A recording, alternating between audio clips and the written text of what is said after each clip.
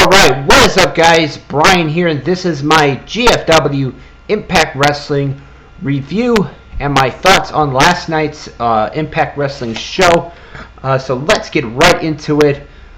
We started off with an in-ring segment with LAX and Alberto El Patron. LAX, of course, last week interfering in the main event between Patron and Lashley. In their rematch for the undisputed world title. We had a bit of a good promos between Patron and Konnan. Alberto saying he knows Konnan very well. They've been friends for years. He brings up about Rey Mysterio. They mention Eddie Guerrero in this promo as well. Konnan basically trying to get Alberto to join LAX because that would give them power. And like I said, it was a pretty good promo. Alberto wound up saying no. He would then get jumped after Konnan would unleash the rest of the members of LAX on Alberto. Lashley would make the save. This would lead to a tag team match being made for the main event. Lashley and Alberto El Patron versus LAX in the main event. And I'll get into that in just a second. I liked this segment, this opening segment, because it kind of did a continuation from last week, where LAX interfered in the main event last week, and Lashley wanted to get his revenge, and of course the question of whether or not Alberto El Patron would join LAX. So I thought that was a pretty good opening segment. We had the another match in the Super X Cup tournament. It was ACH taking on Andrew Everett.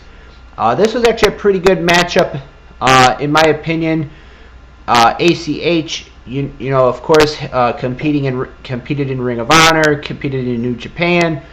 Andrew Everett, another guy who has been with Impact Wrestling. He's looking for that opportunity to go for that X Division title. However, last night was not his night, as ACH would pick up a hard-fought win over Andrew Everett and advance in the Super X Cup. Of course, last week, Desmond Xavier won his match, and he advanced last week. And now this week, ACH advances as well.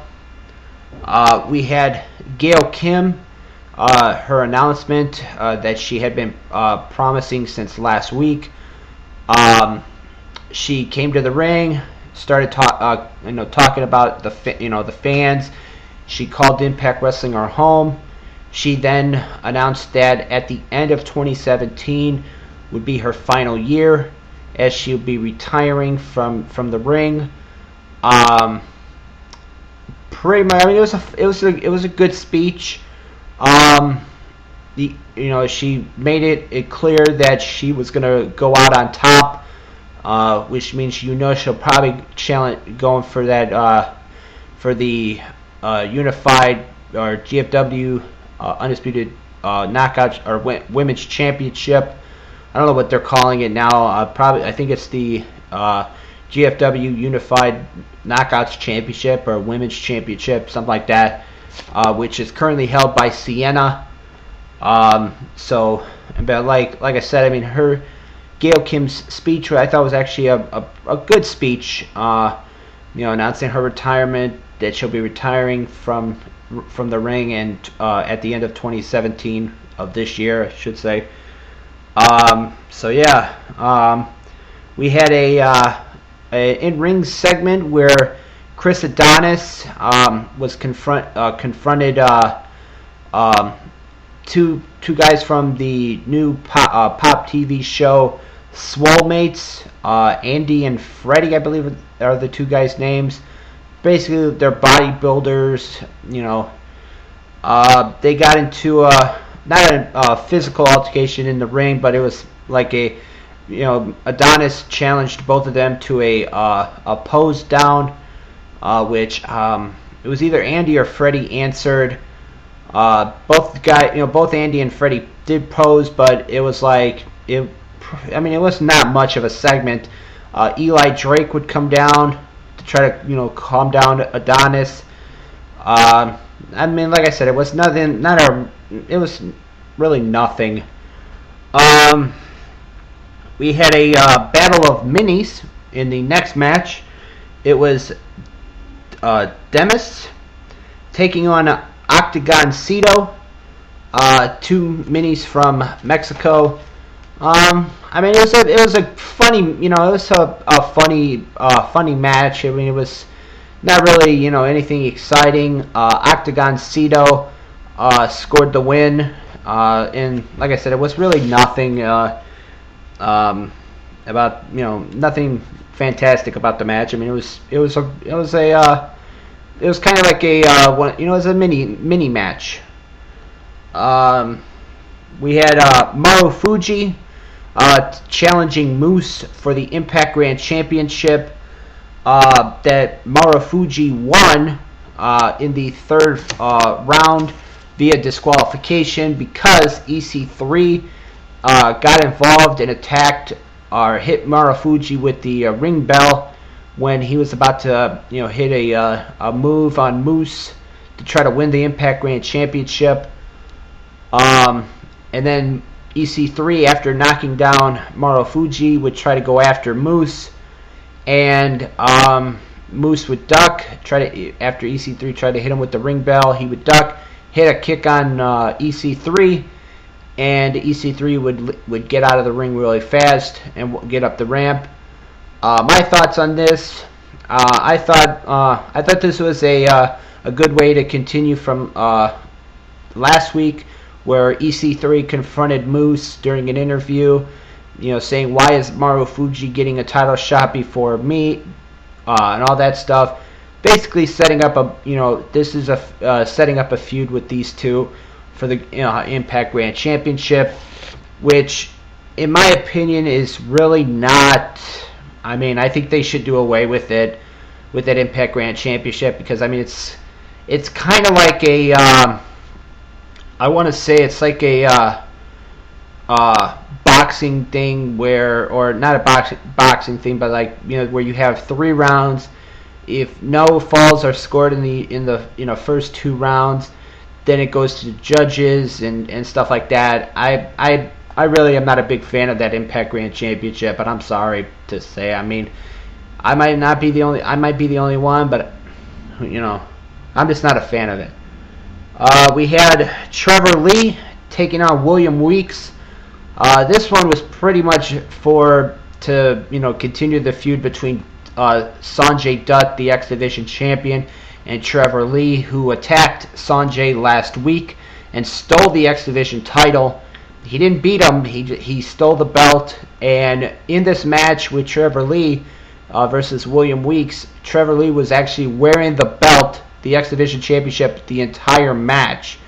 Sanjay Dutt, after Trevor Lee picked up the win, would come to the ring, try to get the belt back, but he went after Trevor Lee, started beating him up, but Trevor Lee escaped and grabbed the title and ran to the back. What else? We had Ava Story taking on Laurel Van Ness. Ava Story really improved since her last time on Impact, which I believe was when she took on what was it? I think it was when they first started doing the whole GFW Impact Wrestling. I think they had the GFW Women's Champion, which was let me check my notes here. Sorry, guys. I know it's from a few months ago. I don't know. I know she competed in it on Impact before, when they started doing the whole GFW Impact Wrestling deal. But she really has improved since then. but she did come up short against Laurel Van Ness, still wearing the wedding dress and all that stuff. Then Grado, who, if you remember last week, got informed by Joseph Park something.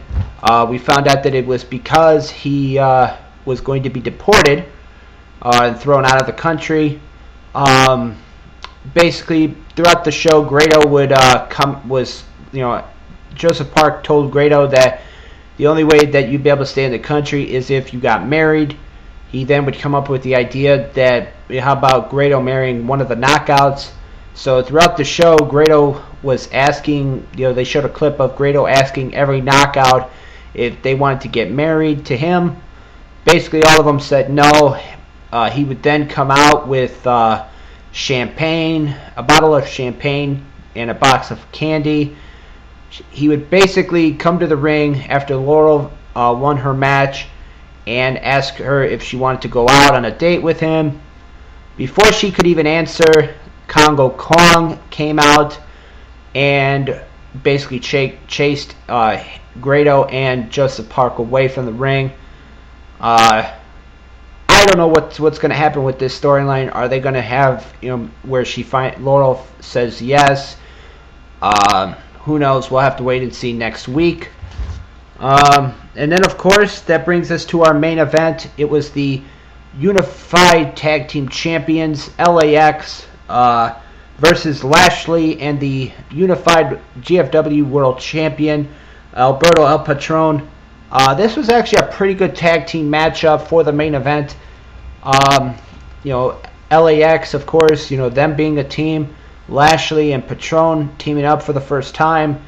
They actually worked well together as a team. They actually picked up the win in this one with a neck breaker, double stomp, tag team finishing move. Lashley and Patron did, and that's what helped them score the win. Afterwards, Alberto El Patron would get on the mic, basically saying that him and Lashley make a great team. LAX would then jump on Alberto El Patron. They would beat him up while Lashley watched and walked away. Basically, Impact closed with two members of LAX holding Alberto El Patron while Homicide draped over the flag over Alberto. Obviously, this is going to continue next week, so we'll have to wait and see what happens as far as Alberto getting his revenge. So, but overall, my thoughts on Impact last night.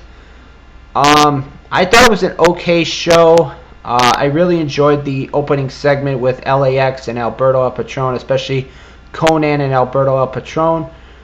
But like I said, I didn't think it was a bad show. I thought it was an okay show. If you guys watched it last night, let me know what you guys thought of it in the comments below. So with that being said, this has been my GFW Impact Wrestling recap for last night's episode.